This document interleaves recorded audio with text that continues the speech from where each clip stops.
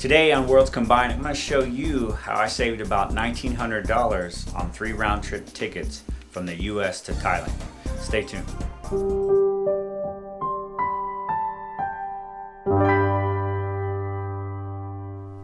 So a little preface or introduction, or tell you why I'm doing this video today. My wife has actually been here in the States. February was her 1-year anniversary. So it's time to go back to Thailand. We're going to go back there to see her family and just visit and do some vacationing. This will be my 4th trip to Thailand. So I'm used to flying there, and I'm used to the fare and the prices stuff, but we're both super excited. I can't wait. Nan's family is amazing. They've always been so sweet to me and very kind and generous to me. We always have a lot of fun. If you've never really traveled before, do some research on what traveling does for you. I've been lucky due to military service. I've been able to travel all over the world, and here recently I've started spending my own money to do some traveling, obviously to Thailand. But I have never ever regretted spending money traveling. The joy and the memories that it builds, you'll never forget them. For the cost of a big screen TV, or upgrading your TV, or having the nicest to try and keep up with the neighbors, that stuff gets old, and it's just a TV. But traveling, man, it's just so much fun and a lot of joy, and it exposes you to a lot of other cultures, and it really makes you, for me, it makes me very grateful for the things I have here in the US. I know things are politically kind of crazy right now, but we are still a very blessed nation, a very fortunate nation. So get out there, do some traveling, and get some perspective. Okay, so number one, the first thing I look for when I was buying tickets to go to Thailand, first thing I looked for is dead zones. And if you haven't heard of that term before, basically it is the airlines. It is times where they don't get very much traffic, so they reduce their airfare rates to try and encourage and incentivize individuals to fly during those times. Yes, that's going to require you to be a little bit flexible in your travel schedules. I know that doesn't work for everybody. I'll give you an instance on how it worked for us. On this trip to Thailand, we originally wanted to go back to Thailand in June because I'm currently on orders in Kansas City, Kansas, and my orders ended May 31st. So we planned on traveling the first week of June.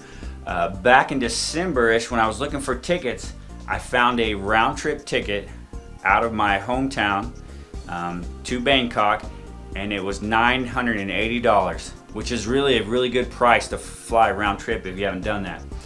Well, when we decided on the dates about February, when we said, hey, yeah, these are the dates, it's going to work out with work, I went to go look at that ticket price again.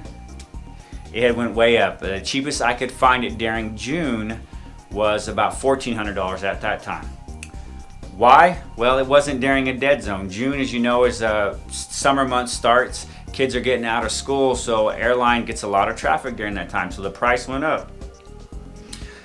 So the first thing I did was start looking for dead zones. I did some research on dead zones, and I will leave a link in the description, and also there should be one here at the bottom of the screen for you.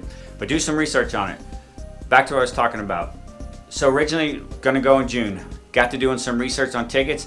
I found a round-trip ticket, and it wasn't out of my hometown, which will lead me back to my number 2 step, or number 2 way to save some money. I had to change my dates to a dead zone, so I found it. We are flying now April 10th. Why is it cheaper than that time? Well, it's right in the middle of the school year for one thing, but I hit one of the primary dead zones, and I got the round-trip ticket for $533 for one person. That is crazy, cheapest I've ever seen it. So, recapping, one of the first things you want to look for is a dead zone travel time. Do some research. All right, the first dead zone to be looking for is the first part of the year, if January 6th or 7th through the end of the month. I think that's obviously because of the winter months. You don't get as much travel during that time. Plus, it's right after the holiday season, so people are ready to be home, take a break. The second one will be February, most of the month, excluding Valentine's Day, any spring break time, which I would apply to some of the southern regions. And then also, if you're located in a city that is hosting the Super Bowl, the rates are obviously going to go up during those travel times due to people coming to see the Super Bowl. The third one would be August through September. That is because of schools getting back in session, so not very many people traveling during that time. You know, kids don't want to miss the first couple of weeks of school, the first month. Those are important times to get in their groove and stuff. The fourth one, and I'm sure everybody knows this one, but November, the first part of the November or the first 2 weeks before Thanksgiving. Obviously, Thanksgiving is I think it's the highest travel time of the year as far as airfare goes. And then the last one would be the first 2 weeks before Christmas. And then sometimes right there at the end of the year. I'm not sure if the airlines, they're trying to get their end of the year numbers up or anything, but sometimes that last week of December you can get some really good rates too. So check out those 5 dead zones. Again, I'll leave a link. You can do some research on that on your own if you'd like to. The number 2 consideration when you're trying to find airline tickets is the location. Not just where you're going, that's probably not going to change because, you know, we're going to Thailand, but where are you flying from? For us, I'm in a smaller city. I don't know if any of you are there. I'm from a smaller city. I don't know if any of you are familiar with Springfield, Missouri, but we have they call it a national airport, but it's pretty small. And flying out there tends to be a little bit more expensive because you have to hit a bigger hub, especially to fly overseas. So a ticket out of Springfield, Missouri for the time we wanted to go was $1,400. It's a lot of money. Got to doing some searching around. I found again the tickets are out of Chicago O'Hare for $533. Now that is about a 7-hour drive for us, but I will drive 7 hours any day of the week to save $2 grand. Too easy for me. Yeah, I got to get up early in the morning that day. It's gonna be a long day. $2 grand. How long does it take some of you to make $2 grand? You know, some make that pretty quick. Some people don't.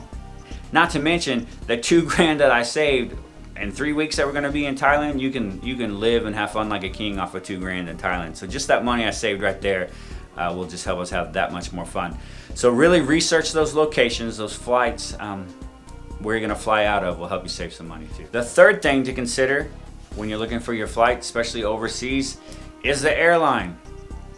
I know people have their preferences. I have flown to Thailand on United. I've flown to Thailand on Arab Emirates, which is a great airline, by the way.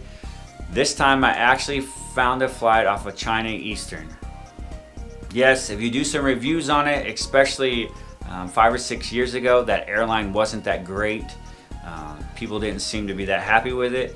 Me personally, I don't care. As long as it's safe, I can put up with poor service, again, to save $2,000. Yeah, you're gonna be on that airline for a while, but you know, for me, I just don't care that much about the service to save that type of money. Now, I've done some more research, some recent reviews on China Eastern.